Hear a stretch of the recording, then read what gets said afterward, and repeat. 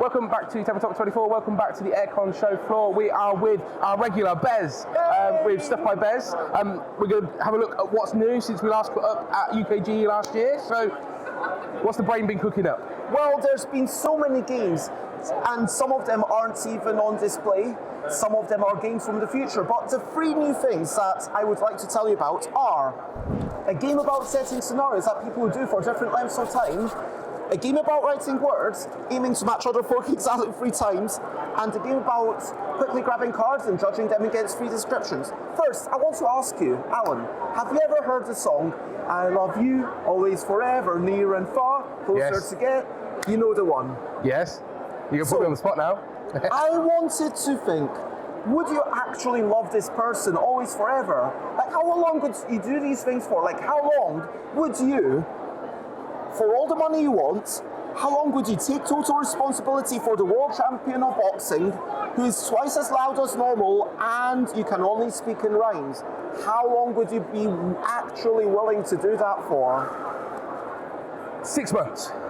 Okay, so the choices are never know, seconds or minutes, hours or days, weeks or a few months, which is what we've gone with, years and years, or always forever.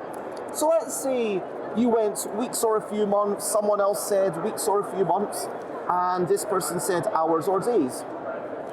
These 2 people get 1 point each because one other person is matching. Conversely, this person, no one matched him.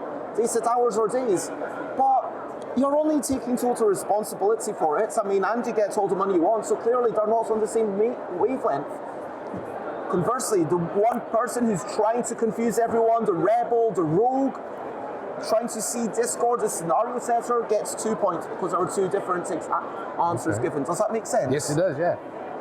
So what do you think about that? And before we go, and each card has 4 different things on it, so you could, if you want, just flip them around and say, how long would you lick the ears of an eternally enraged bull, and you always have to smile for all the money you want?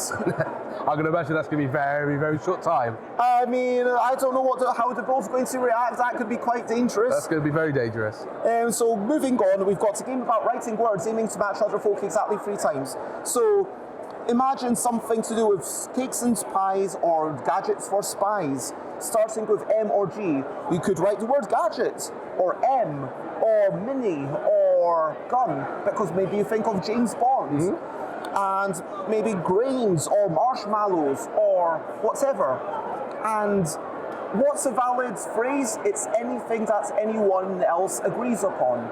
So if you write one thing that someone else agrees upon, it's 1 point.